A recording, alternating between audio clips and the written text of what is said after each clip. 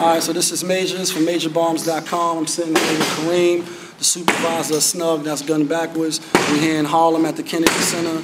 We just had our first presentation, or they just had their first presentation to the community on what the SNUG program is about. So we just want to catch up after everything is over and get a little bit more in detail for those who wasn't here and those who want more information on what SNUG is about. How you doing, man? How's everything? It's been a long time. Yeah. All right, so I guess what we want to get to the people is, first of all, what is SNUG? What is the program SNUG about? SNUG is gun spelled backwards. Okay. SNUG is an anti-gun prevention program, which we adopted the model from Ceasefire Chicago. Okay. As we all know, Chicago is the origin where a lot of the gang activity in the United States started. So out there for the past 10 years, they've been successfully reducing the gun violence amongst Latino and African Americans in the hottest areas in Southside Chicago. Okay. So pretty much, New York State said, hey, we got an epidemic going on over here too. We got young people dying, so we need to find a model. We need to find a program that works. Right. All right. So New York State assemblymen, senators, Senator Perkins, Malcolm Smith, they found this model from Ceasefire Chicago, which uses men and women that have been on that side of the street to be effective in the street, to give back to what they once destroyed.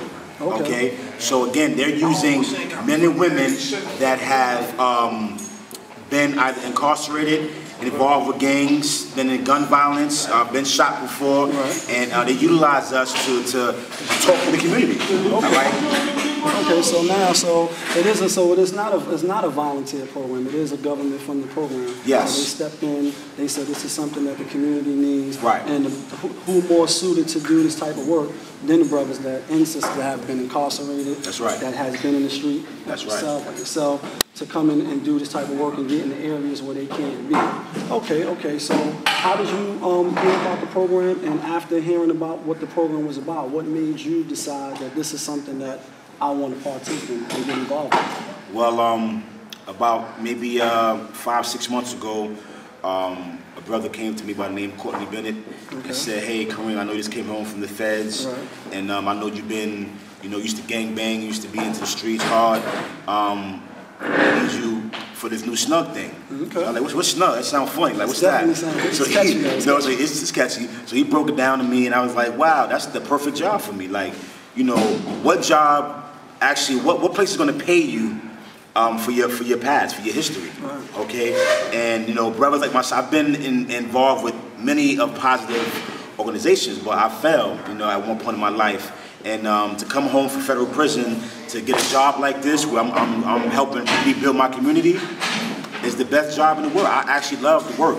Absolutely, because a lot of times when you bring up your past, then that's you condemned, you turned away, you don't qualify, they don't want you, and so to be able to be blessed to do something like this has absolutely got to be gratifying. So what exactly do you guys do on a daily? To take me through an average day of what do you do? Well, the team is made up of we have outreach workers.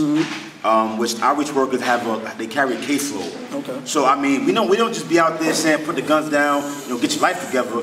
We are actually like doing case management work. Okay. So when we get a young person involved with us, not only do we help them get in school, but we get involved with their family life. We make sure that they're being, watched over properly. If they need like certificate, like IDs, need documentation, we personally take them there. No, we don't provide. We take them to the appointments. Oh, to the social services. We walking them to there. We're getting the bus passes.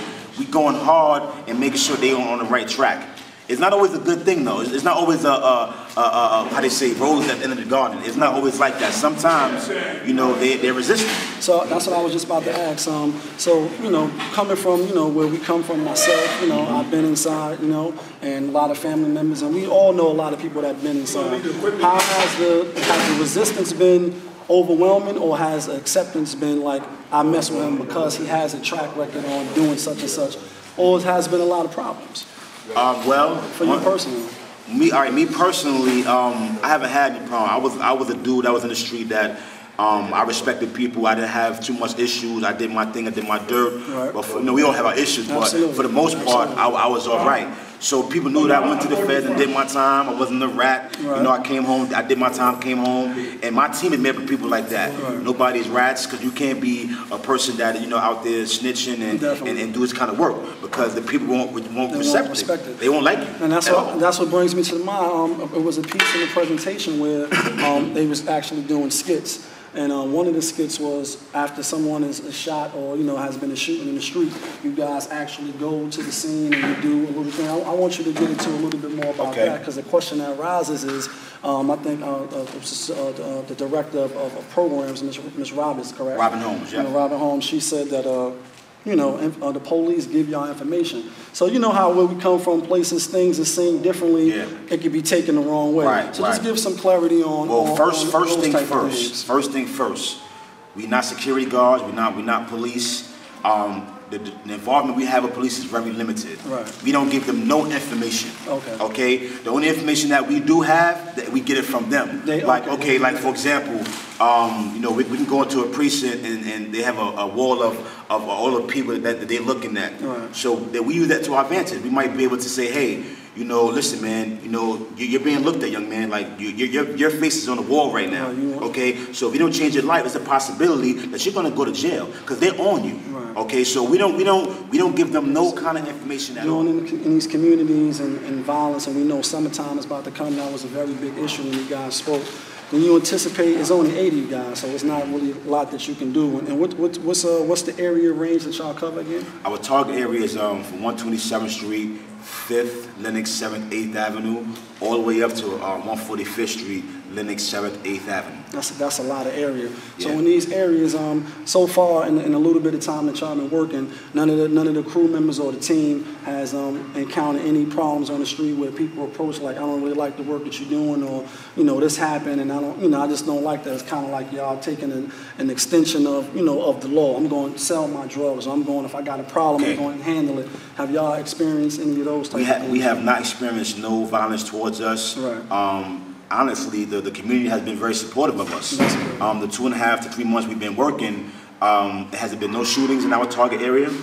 It's been little beefs, but we've been able to control it and calm it down before it got to that point. So no, it hasn't been nothing directly headed towards us violently. No violent acts towards us at all. Okay. And so now, just before we wrap up, being how this is a government-funded program, what if the money stops? So where do you see SNUG going, in the next year or two? And if the money stops, how do you want to keep the program running? Have you reached out to any, local rappers or, athletes or anybody that can contribute and keep the program going so that it doesn't stop and y'all can continue to do the work that you are doing now? Okay, so yes, the money is coming from the government, and one thing you guys need to know is that we are a passionate group. Right. We have brothers and sisters on the team who have been doing this kind of work before SNUG money came. Right. So if the money stopped tomorrow, we're gonna still be doing our thing. Okay, so we're gonna be here no matter what. Okay. Okay, so anybody that can help us, whether you're a rapper, or a singer, or an actor, we need the help. Right. Okay, just in case, like even the money that we do have is not enough to do what we need to do for these kids out here. Right. It's not. Okay, we still saying, hey, we need some help. Okay, so anybody out there who knows, people that can help us, please. Okay, so where can people go for more information to, if they want to give donations or if they want to try to link up with you guys? Right. I know you guys said you involved in the church and other local organizations and things like that. Where can people, do you have a Twitter, do you have a Facebook, do you have a website? Where can people go to find out more about you guys and help? We have a Facebook page. Okay. To get on there, you go to Neutral Ground. Neutral Ground. Okay, you'll see the SNUG, the SNUG logo right here. You'll see it up there. Definitely hit us up. We have a Gmail account, harlemsnug@gmail.com. Okay. The number is, I'm always slow with the number because but the actual number, this is the flyer that we pass out. We give out a lot of times. On one side it says, you decide, be different, live or die. We got a picture of a young man graduating, and the other side is a casket and a jail cell. All right, so this flyer tells the whole picture. Absolutely. But the number we have is 1-855-456-7684. right? So we reach that 24/7, you know. And this program is not just for Harlem, right? No, we have SNUG sites all over New York State. We got one in Albany, one in Niagara Falls, Rochester, Brooklyn. We got some brothers, the Furtado brothers. If you guys ever look up the Furtado brothers out of Queens, they were notorious kingpins in the '80s, and they're running the SNUG program in Queens. Wow. You know, so we got Brooklyn SNUG, Man Up. They out there doing big things. You know, it's working. We out there really doing it, and we all love it. You know, so. Again, like we said in the skits earlier, we don't want to get caught up in the politics of what program is doing what. We just got to get busy. We just got to get busy. Bottom line, get busy. Okay, so you guys heard it here. This is Majors from MajorBombs.com. This is Kareem, SNUG. For more information, go to those websites. You can see this interview on MajorBombs.com. Be safe. Peace.